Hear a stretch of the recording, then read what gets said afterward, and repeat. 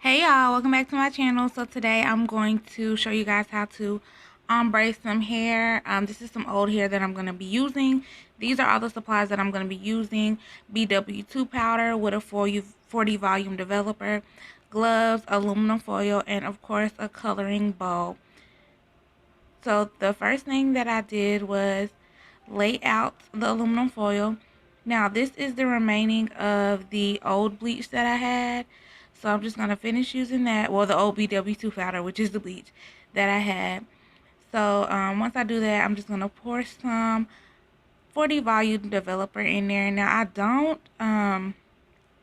can't tell you how much I poured in there because I don't really measure it because I've been like coloring hair for forever. So the tip that I'm going to give you guys is just to make sure that it is a pancake consistency.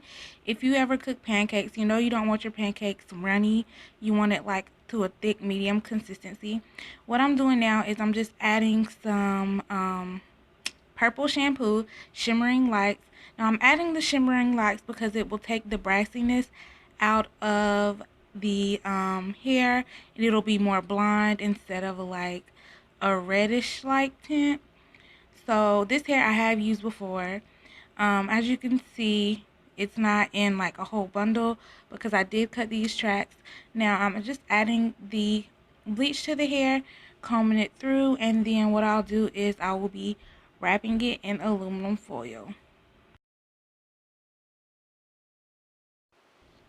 So I know y'all see me watching something on my phone.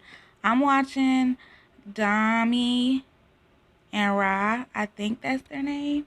Yes, it's Dami and Ra, y'all. They are so funny. Like, y'all need to check them out. I'll list the link to their channel below. They do pranks on each other. They are hilarious. So anyways, back to this hair, sis.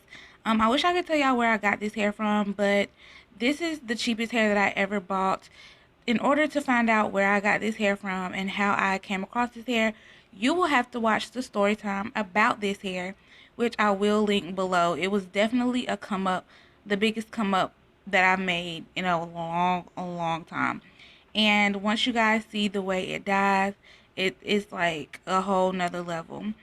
So yeah, I'm just finishing putting the color on, and as y'all seen on the other bundle, I did wrap it up, the ends of it, just to because the aluminum foil processes the hair quicker.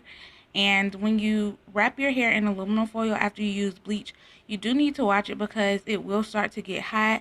I've had hair, not this hair, but I had hair previously to start smoking on me. So you definitely want to keep an eye on that, especially if you're using like a 40 volume developer, which lifts a lot. So this is just me checking on the hair. As you can see, it's already turning. I did dye this hair jet black when I first got it. That's why it is taking a minute for it to lift. But it did eventually lift. And then I'm just going to do the closure. This closure is a closure. I don't know where I got it from, really. I got so many closures laying around here. But this closure, I'm just going to dye it. I'm pretty sure it's like a 12 inch. I'm just going to throw some colors on the end just so that it can blend with the rest of the hair, because I don't want the closure to be all black and then the bundles be like blonde ombre. Like, that's not cute. So I decided to ombre the closure as well.